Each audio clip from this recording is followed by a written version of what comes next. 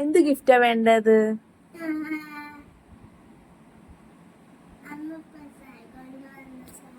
എന്ത്? നല്ല കുട്ടികളായോണ്ട് അമ്മ നന്നായിട്ട് പഠിച്ചത് കൊണ്ട് അമ്മ ഒരു സ്മോൾ ഗിഫ്റ്റ് തരും. ഓക്കെ, ഹാപ്പിയാണോ? നല്ല കുട്ടികളാവോ? കണ്ണുപൂട്ട്. ഒച്ച കേട്ടാലൊന്നും തുറക്കരുത്.